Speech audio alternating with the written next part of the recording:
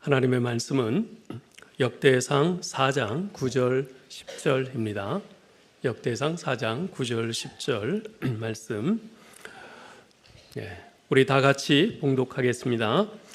야베스는 그의 형제보다 귀중한 자라. 그의 어머니가 이름하여 이르되 야베스라 하였으니 이는 내가 수고로이 낳았다 함이었더라.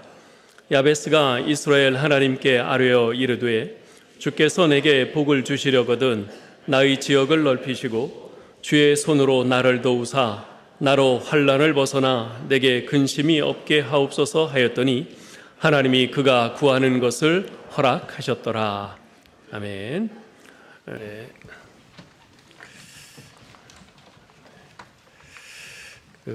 며칠 전에 어느 집사님과 이야기를 나누다가 집사님, 새해 간절한 소원이 뭐세요? 간절히 바라는 소원이 있다면 뭐세요?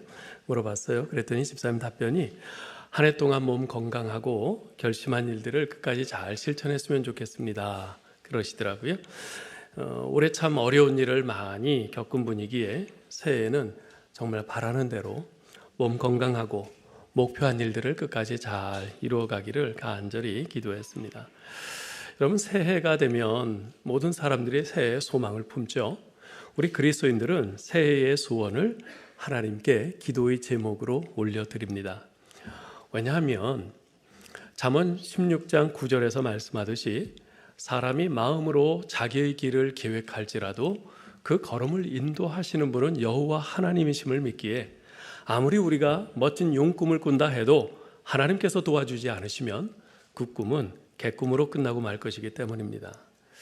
자, 그러면 이 새해를 맞는데 여러분들 모두 마음의 소원들, 기도의 제목들이 있으실 거예요. 그런 기도의 제목들은 뭡니까? 이제 앞으로 한 25분 후면 갑진년 새해가 됩니다. 올해는 용의 해인데 특별히 청룡의 해라 그러죠. 갑진년인 올해의 주인공은 누굴까요? 순전히 세상적인 관점에서 본다면 우리 교회에 그 주인공이 있어요.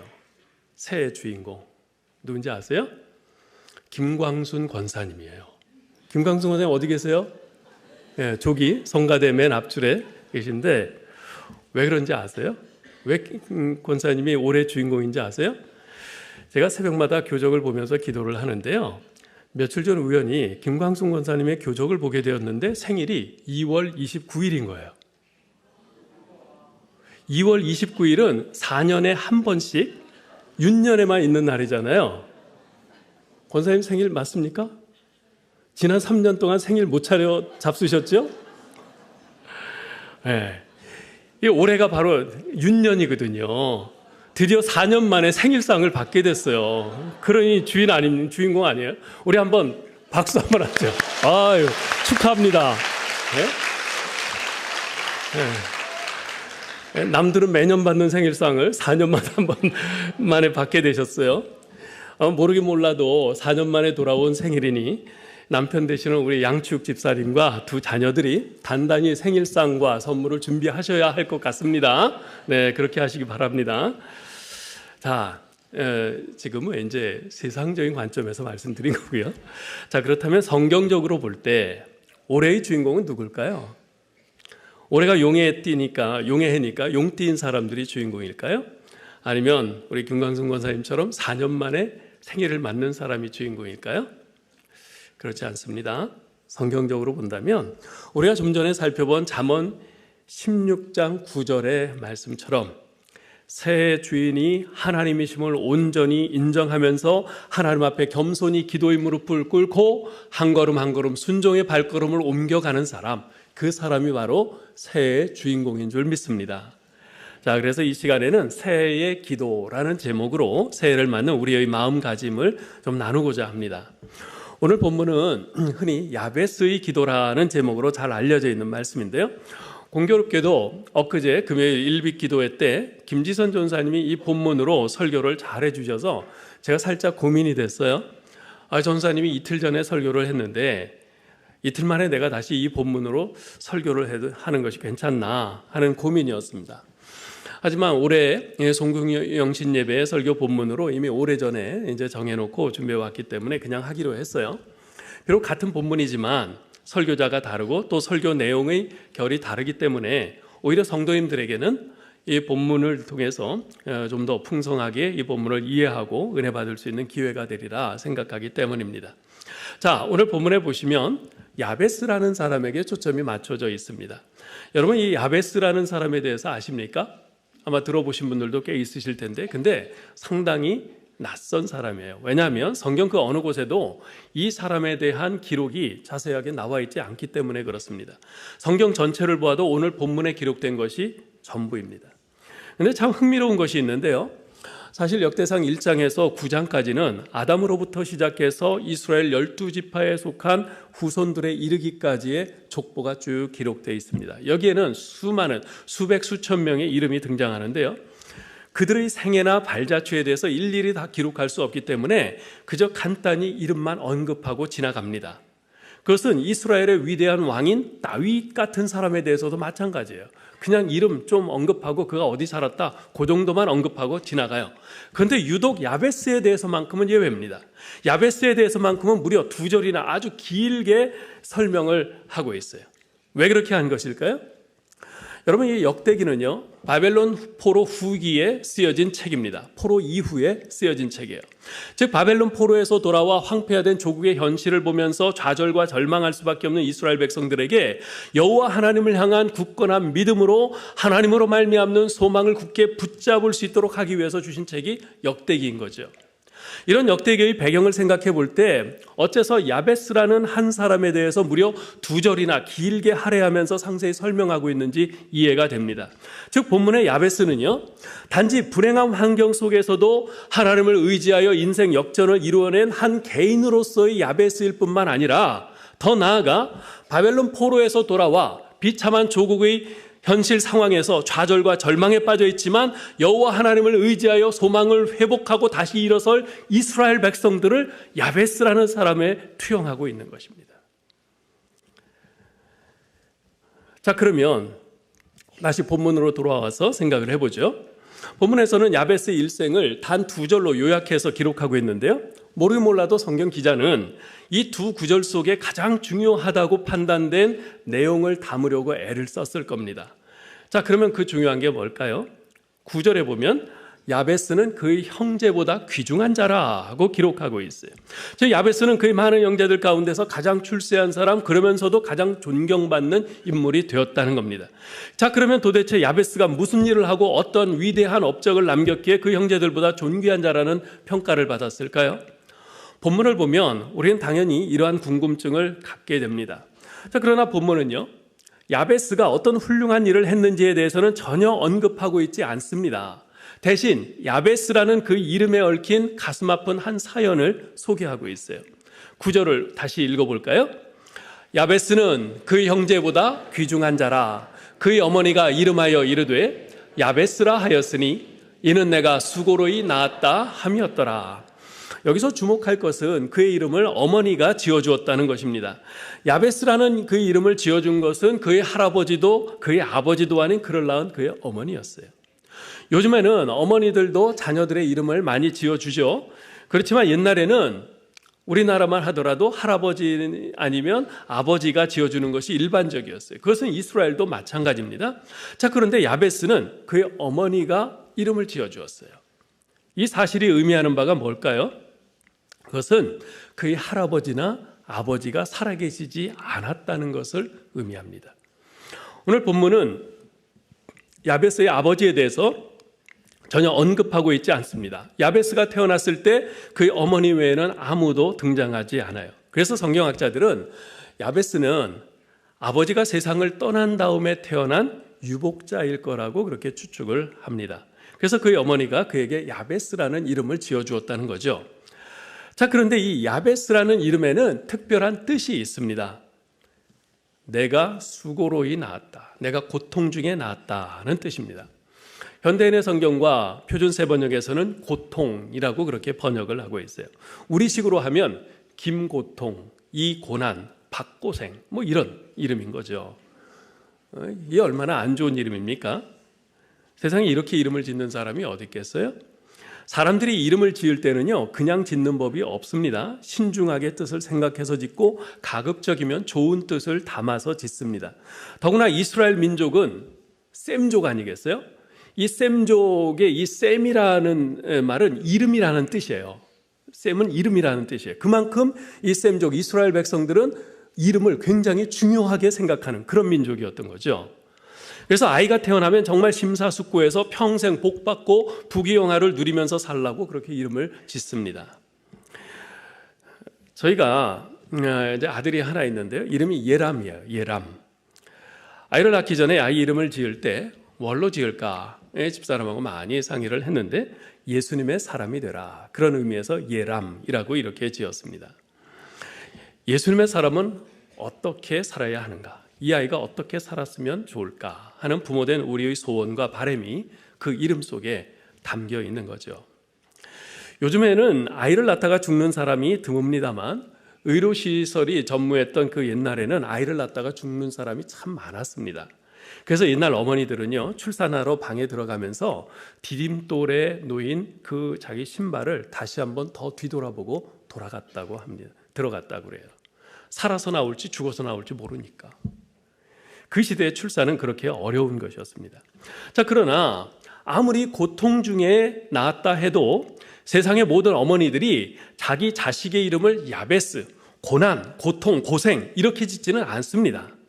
자, 그렇다면 그 어머니가 야베스라고 자기 아들 이름을 지은 까닭은 무엇일까요? 본문에서 내가 수고로이 낳았다는 이 구절은요, 내가 너를 고통 중에서 낳았다고 읽을 수도 있지만요, 내가 고통 중에 있는 너를 낳았다라는 말로도 번역이 됩니다. 그래서 이 의미들을 복합적으로 해석을 해서 번역을 한다면 내가 고통 중에 있는 너를 고통스럽게 낳았다는 뜻입니다. 즉 산모의 고통과 신생아의 고통이 함께 복합되어 있는 거죠. 육체적인 산고도 산고지만 애비 없는 자식을 낳는 그 여인의 아픔은 얼마나 컸겠어요? 근데 이 고통은 엄마의 몫만은 아니었어요. 태어나는 핏덩이에게도 그 고통이 기다리고 있습니다. 그래서 고통 중에 있는 너를 고통스럽게 낳았다. 이 뜻으로 야베스라고 지은 것이죠. 성경학자들은요, 이 야베스가 어떤 신체적인 장애를 가지고 태어났을 것이라 이렇게 추측을 합니다. 자, 그렇다면 야베스는 참으로 고통 중에 태어나서 고통 가운데 평생을 살아간 사람입니다. 홀어머니 밑에서 유복자로 태어나서 신체적으로도 장애를 가지고 평생을 고통 속에서 살아간 사람이 바로 야베스였던 거죠. 그의 출생 환경을 보면요, 그는 본문에 기록된 것처럼 귀중한 자가 아닙니다. 그 일생은 귀중함과는 거리가 먼 오히려 비천한 환경에서 고통이라는 자기 이름을 평생의 멍에처럼 짊어지고 산 그런 삶이었습니다. 오늘날로 말하면 흙수저 중에 흙수저 인생인 거죠. 그런 그가 어떻게 귀중한 자가 될 수 있었을까요? 한마디로 말씀드리면 야베스는 기도의 사람이었습니다. 이것이 그의 승리의 비결이요, 인생 역전의 비결이었습니다. 우리 10절 말씀을 읽어볼까요? 야베스가 이스라엘 하나님께 아뢰어 이르되 주께서 내게 복을 주시려거든 나의 지역을 넓히시고 주의 손으로 나를 도우사 나로 환난을 벗어나 내게 근심이 없게 하옵소서. 아멘. 야베스는 하나님의 도우심이 없으면 안 되는 인생이었습니다. 하나님의 도우심이 없으면 안 되는 인생. 그래서 그의 일생에 있어서 가장 큰 비중을 차지한 것은 바로 기도였어요. 그는 무엇보다도 평생을 기도하며 살았던 기도의 사람이었습니다. 모르긴 몰라도 그는 한평생 살아가면서 이런저런 많은 일들을 했을 겁니다. 그러나 그의 평생을 대표할 만한 것은 그의 기도하는 삶이었습니다. 그래서 야베스 하면 첫 번째로 떠오르는 것은 기도라고 할 만큼 그는 기도의 사람이었어요. 오랜 세월 동안 하나님께 끊임없이 기도를 드렸던 야베스, 그 기도의 열매가 바로 오늘의 존귀한 삶으로 맺혀졌던 것이죠. 성경은 우리에게 쉬지 말고 기도하라, 쉬지 말고 기도하라 이렇게 말씀을 합니다. 여러분 기도를 얼마나 하십니까? 우리 그리스도인과 기도는 뗄래야 뗄 수가 없는 건데, 기도가 없으면 그리스도인이라 할 수가 없는 건데, 과연 여러분 기도를 얼마나 하시나요? 올 한 해 동안 여러분 신앙생활에서 가장 부족한 것이 혹시 기도가 아니었습니까? 제가 미국에서 목회할 때 매주 1,000번째 헌금이라는 제목으로 헌금을 드리는 집사님 가정이 있었어요. 솔로몬이 하나님께 1000번제를 드렸듯이 1000번의 주일을 하나님 앞에 작정하고 기도 제목을 적어서 헌금과 함께 드린 겁니다. 그런데 그 가정의 기도 제목은 항상 똑같아요. 2가지였는데요.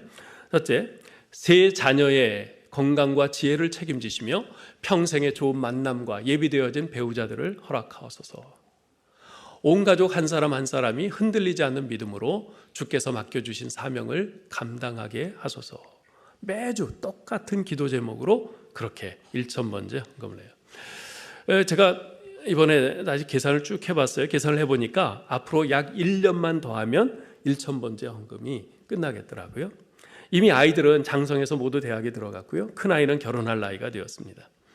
사랑하는 자녀들의 장래를 위해서 무려 20년을 하나님 앞에 작정하고 매주 1000번제를 드리며 기도하는 그 부모님들의 정성이 정말 대단하지 않습니까? 정성이 기도 응답의 전부는 아니지만 저는 그분들의 그러한 정성 어린 기도가 반드시 기도가 응답될 거라고 저는 그렇게 생각해요. 여러분의 삶 속에서 기도가 차지하는 비중은 얼마입니까? 기도 생활에 힘쓰시기 바랍니다. 그러면 어떤 분들은요, 목사님 기도해야 되는 건 잘 아는데요, 너무 바빠서 기도 생활을 잘 못하게 되네요. 그렇게 말을 합니다. 이해는 돼요. 그러나 이것은 마치 배는 고파 죽겠는데 너무 바빠서 밥 먹을 시간이 없네요 하는 말과 같은 겁니다. 심각하게 들으셔야 됩니다. 심각하게 들으셔야 돼요. 내가 너무 바빠서 기도하지 않는 사이에 우리의 영혼은 영양분이 부족해서 말라가는 겁니다. 시들어가는 거예요. 하나님 앞에 무릎 꿇을 수밖에 없는 조건들이 많으면 많을수록 오히려 결사적으로 하나님 앞에 나와야 합니다. 예레미야 33장 3절 말씀을 읽어볼까요? 너는 내게 부르짖으라. 내가 네게 응답하겠고 내가 알지 못하는 크고 비밀한 일을 내게 보이리라. 아멘. 주님께 모든 사정을 아뢰고 기도하면 크고 비밀한 일, 하나님이 예비하신 엄청난 축복의 계획들을 보여주시고 문제 해결의 열쇠를 보여주시고 우리를 위해 준비된 크고 놀라운 상급과 빛나는 면류관을 보여주신다는 것입니다. 할렐루야. 네. 자, 그러면 야베스가 기도한 내용이 무엇입니까? 먼저 야베스는 자기의 지역을 넓혀달라고 간구했어요. 지역을 넓혀달라는 것은 한계나 장애를 없애달라는 뜻입니다. 어쩌면 야베스는 자라면서 자신의 신체적 장애나 환경적인 장애로 인해서 수많은 좌절을 겪었을 겁니다. 사람이 그토록 수많은 좌절을 겪다 보면요, 지레 포기하게 되죠. 나 같은 장애인이 뭘 할 수 있겠어? 나 같은 이런 불우한 환경에 있는 사람이 뭐가 될 수 있겠어? 이렇게 밥 먹고 사는 것만도 다행이지. 이렇게 자신의 인생의 지경을 제한하게 됩니다. 야베스가 똑같은 상황이었어요. 근데 그는 달랐습니다. 그는 전능하신 여호와 하나님, 모든 것을 가능케 하시는 하나님께 간구함으로써 그 장애를 돌파했어요. 하나님, 하나님, 여호와 나의 하나님, 전능하신 나의 하나님, 이렇게 장애인으로 아비 없는 자식으로 남들의 동정과 손가락질을 바르며 제 인생을 마치고 싶지 않습니다. 나는 약하지만 당신은 강하십니다. 나는 할 수 없지만 당신께는 모든 것이 가능합니다. 제 인생의 지역을 넓혀주십시오. 저를 도와주십시오. 야베스가 이렇게 평생을 부르짖었던 것입니다. 야베스는 그의 신체적 환경적 장애를 탓하면서 그냥 그 자리에 주저앉아 하루 세끼 먹고 사는 것으로 만족하지 않았습니다. 그저 자기 한 몸 건사하며 사는 것으로 자기 인생을 제한하지 않았습니다. 이왕에 이 땅에 태어나 사는 바에는 나도 다른 사람들을 위해, 이 사회를 위해, 하나님 나라와 주님의 영광을 위해 뭔가 해보고 죽어야 하지 않겠는가? 이 비전을 가졌어요. 그러한 꿈과 소원을 기도 제목으로 가졌습니다. 사랑하는 성도 여러분, 새해에는 여러분의 삶의 지경을 넓히는 것을 기도 제목으로 삼으실 수 있기를 바랍니다. 내 자신, 내 가족, 내 일로만 제한되었던 여러분의 삶의 지경이 다른 사람, 교회, 이 사회와 국가, 그리고 하나님 나라와 주의 영광에까지 넓혀질 수 있도록 여러분의 꿈과 소원을 새롭게 하실 수 있기를 주님의 이름으로 축복합니다. 야베스는 계속해서 이렇게 간청합니다. 주의 손으로 나를 도우사. 우리 같이 한번 해볼까요? 주의 손으로 나를 도우사. 네. 야베스는요, 하나님이 모든 것을 주관하시는 분이심을 알았습니다. 여호와께서 집을 세우지 아니하시면 세우는 자의 수고가 헛되며 여호와께서 성을 지키지 아니하시면 파수꾼의 경성함이 허사라고 하신 시편 127편 1절 말씀처럼 하나님이 도와주셔야 한다는 것을 그는 알았던 것입니다. 그래서 하나님의 도우시는 손길을 간구하고 있어요. 그리고 계속해서 그는 나로 환난을 벗어나 근심이 없게 하소서라고 기도했습니다.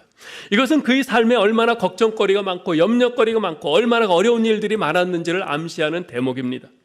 참으로 야베스의 삶은 환난의 연속이요, 언제나 근심거리가 끊이지 않았던 것입니다. 왜 그렇지 않겠어요? 몸은 장애인이요, 가정환경은 아버지 없이 홀어머니 슬하에서 자라고 있으니 당시 사회에서 야베스의 인생은 그야말로 신락 같은 희망조차도 보이지 않는 캄캄한 인생이었을 것입니다. 그래서 결국 야베스의 이 기도를 풀어보면 이런 뜻입니다. 하나님, 제가 뭔가를 해보려고 하는데 제 힘으로는 도저히 할 수가 없습니다. 산 넘어 산이라고 제겐 여러 가지 장애가 너무나 많습니다. 하나님, 이런 장애물들을 제거하여 주옵소서. 그래서 제가 활동할 수 있는 영역을 넓혀주시고 더 많은 일을 할 수 있도록 주님이 저를 좀 도와주옵소서. 참으로 심금을 울리는 애끓는 기도가 아닐 수 없습니다. 여러분, 출애굽기 17장에 보면요, 출애굽한 이스라엘 백성들이 출애굽해서 처음으로 행한 전투가 나옵니다. 바로 아말렉과의 전투입니다. 이스라엘은 애굽에서 탈출한 지 이제 겨우 2개월 정도 지났을 뿐이에요. 그 전까지 그들은 애굽에서 노예로 살면서 벽돌 만드는 노동만 했을 뿐이에요. 전쟁 경험이 아무도 없어요. 반면에 아말렉은 전쟁 경험이 많고 잘 훈련된 정예 군사들을 보유하고 있습니다. 전쟁 무기도 훌륭해요. 누가 보더라도 이 싸움은 이스라엘의 필패로 끝나고 말 싸움입니다. 자, 그런데 결과가 어떻게 됐습니까? 누구도 예상치 못한 결과가 나왔죠. 전쟁이라는 거는 처음 해보는 이스라엘이 전쟁에는 이골이 난 아말렉을 완전히 초토화시킨 겁니다. 어떻게 이런 일이 가능했을까요? 11절에는 그 승리의 요인을 이렇게 말합니다. 모세가 손을 들면 이스라엘이 이기고 손을 내리면 아말렉이 이기더니, 그들의 군사력, 그들의 무기, 그들의 전략으로 이긴 것이 아니라는 말입니다. 목숨이 왔다 갔다 하는 밀고 당기는 피비린내 나는 전투가 벌어지고 있는데 모세의 손이 올라가면 이기고 모세의 손이 내려가면 이스라엘이 지는 겁니다. 한 번도 경험해보지 못한 마법 같은 이상한 승리의 법칙입니다. 여러분 보세요. 모세의 나이 80이에요. 장정이라도 오랫동안 이렇게 손을 들고 서 있을 수 없습니다. 힘겨우면 손이 저절로 내려올 수밖에 없어요. 그러면 여호수아 군대가 밀려요. 이것을 보고 있던 아론과 훌이 바위를 가져다가 모세를 앉게 하고 자신들이 양쪽에서 모세의 손을 붙들어 올렸습니다. 해가 지도록, 즉 전쟁이 다할 때까지 그렇게 했습니다. 그 결과 여호수아가 칼날로 아말렉과 그 백성을 쳐서 파하였죠. 참으로 신비한 그리고 놀라운 승리의 법칙입니다. 여기서 모세가 손을 들었다는 것은 무엇을 의미할까요? 모세가 손을 들 때 시선이 어디로 향했을까요? 전쟁터일까요? 하늘일까요? 지금 모세는 산꼭대기에 서 있어요. 산꼭대기에서 그 저 아래에서 벌어지고 있는 전쟁을 보고 있는 겁니다.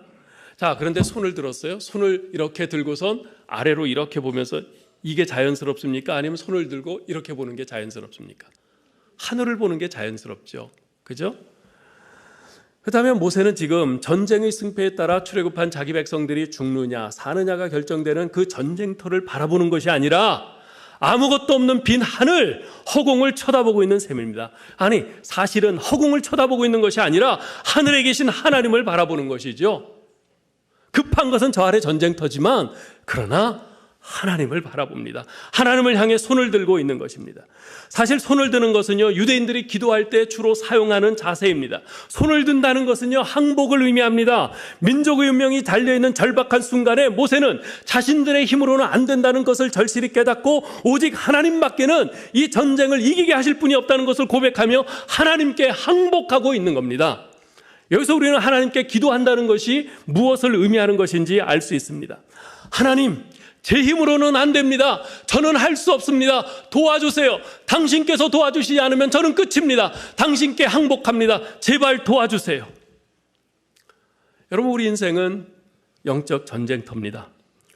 육신의 안목, 육신의 정욕, 안목의 정욕, 이생의 자랑 등 우리의 오감과 마음의 본성 등 이용할 수 있는 모든 것을 다 이용해서 사탄은 우리를 넘어뜨리기 위해 안간힘을 씁니다.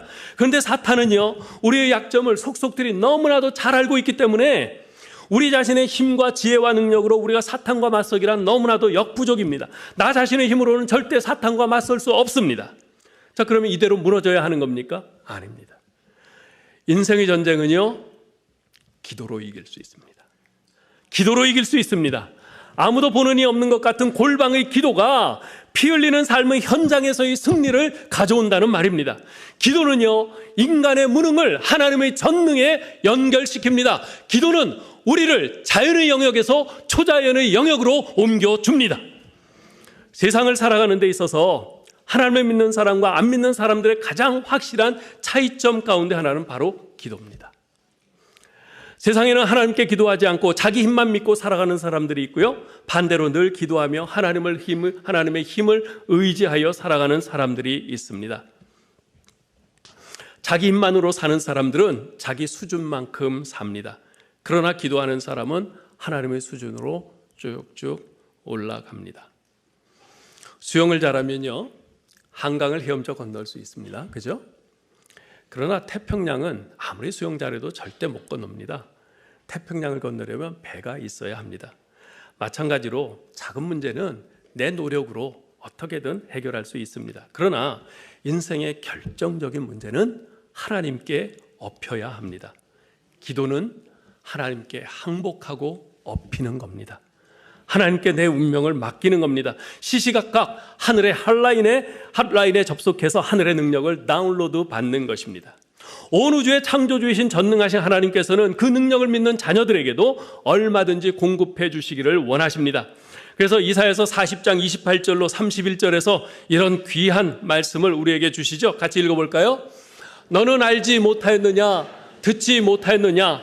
영원하신 하나님 여호와 땅끝까지 창조하신 이는 피곤하지 않으시며 곤비하지 않으시며 명철이 한이 없으시며 피곤한 자에게는 능력을 주시며 무능한 자에게는 힘을 더하시나니 소년이라도 피곤하며 곤비하며 장정이라도 넘어지며 쓰러지되 오직 여호와를 앙망하는 자는 새 힘을 얻으리니 독수리가 날개치며 올라감 같을 것이요 다른 박질하여도 곤비하지 아니하겠고 걸어가도 피곤하지 아니하리로다. 오직 여호와를 앙망하는 자는 새 힘을 얻으리니, 여호와를 앙망한다는 것은 하나님께 소망을 둔다는 것입니다. 하나님께 내 전부를 맡긴다는 것입니다. 이스라엘의 출애굽 사건도 홍해 사건도 인간의 눈으로 보면 엄청난 사건이죠. 그렇지만 하나님의 무한한 능력을 감안할 때는 아무것도 아닙니다. 여러분, 우리의 작은 믿음이 우리 하나님을 너무나 작게 만들곤 합니다. 믿음은 하나님을 하나님 사이즈로 보게 하는 능력입니다. 기도가 바로 그런 표현이고요. 내가 믿음으로 기도한다는 것은 하나님을 하나님 본래의 사이즈로 보는 것입니다. 우리 믿음이 연약해서 그렇지 하나님은 불변하십니다. 말씀을 묵상하며 기도하기를 쉬지 않는 사람에게는 하나님의 능력이 아주 불같이 리얼하게 다가옵니다. 히스기야 아시죠? 히스기야 왕은 질병으로 인해서 사형 선고를 받았어요. 그렇지만 얼굴을 벽을 향하여 기도하고 생명을 15년 연장받았습니다. 이 느헤미야는 예루살렘에서 온 형제들로부터 예루살렘 성벽이 불탄 채로 방치되어 있다는 소식을 들었을 때 금식하며 기도했습니다. 그래서 그 이방 왕의 마음을 움직이고 예루살렘으로 가서 성벽 재건을 완성할 수 있었죠. 다니엘은 어떻습니까? 사자굴에 던져진다는 그 위협 앞에서도 매일 하루 3번씩 기도하여 사자굴에 던져졌지만 그 사자들의 입이 다물어지게 했습니다. 에스더는 죽으면 죽으리라는 각오로 온 유대인과 함께 금식 기도해서 민족을 구하지 않았습니까? 예수님께서는 겟세마네 동산에서 땀이 피처럼 흐르도록 기도하여 마침내 십자가에서 승리하셨죠.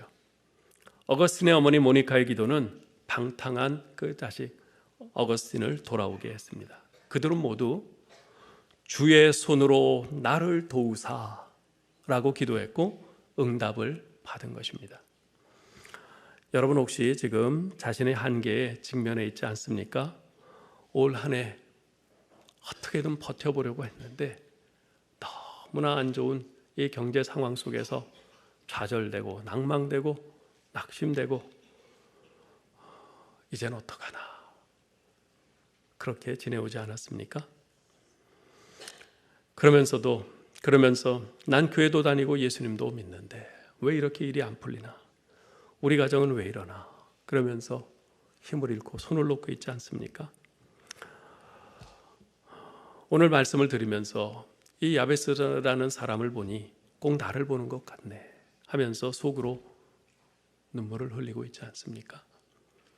건강의 문제 때문에, 경제적인 압박 때문에, 직장 문제로 인해, 배우자나 자녀 또는 부모 등 가족 문제로 인해, 또는 나를 괴롭히는 학교나 직장의 그 누군가로 인해 야베스같이 남모르는 고통과 어려움, 환난과 근심에 짓눌려 있지는 않습니까? 그래서 낙심과 절망의 깊은 수렁에 빠져 있지 않습니까? 그래서 2024년 새해 갑진년 청룡의 해를 맞았는데 설레임과 기대보다는 오히려 이런 걱정 저런 근심에 한숨이 앞서고 있지는 않습니까? 그렇다면 묻겠습니다. 여러분은 정녕 그러한 상황적인 어려움 앞에 주저앉아 새해를 암울하게 맞이하시렵니까? 올해보다 더욱 암울한 환경 속에 던져진 야베스는 주의 손으로 나를 도우사라고 부르짖고 또 부르짖고 계속 간구함으로써 하나님의 응답을 받았습니다. 10절 하반절에 말씀하죠. 하나님이 그 구하는 것을 허락하셨더라. 그 결과 야베스는 그를 둘러싸고 있던 그 환경과 그를 짓누르고 있던 상황을 모두 극복하고 존귀한 인생이 되었습니다. 우리 사랑하는 성도 여러분, 2024년 갑진년 새해는 하나님께서 여러분에게 열어주신 또 한 번의 기회인 줄 믿습니다. 지금 여러분을 둘러싸고 있는 암담하고 두려운 환경과 상황들은 모두 하나님께서 여러분의 삶에 개입하셔서 역사하실 절호의 찬스입니다. 만일 여러분이 야베스처럼 주의 손으로 나를 도우시는 여호와 하나님을 믿음으로 바라보면서 끊임없는 기도와 간구로 이 새해를 열어간다면 모든 지각에 뛰어난 하나님의 평강이 여러분의 마음과 생각을 지키실 것이고 성령께서 여러분의 인생의 지평을 넓히시는 것을 체험하는 경이로운 2024년이 될 줄 믿습니다. 아무쪼록 원망과 불평, 불행한 처지나 염려의 문제를 오히려 기도의 제목으로 바꾸어 여호와 하나님께 간구함으로 새해에는 도우시는 주님의 손길을 생생하게 체험하며 더 깊은 믿음의 자리로 나아가는 저와 여러분 될 수 있기를 주님의 이름으로 축원합니다.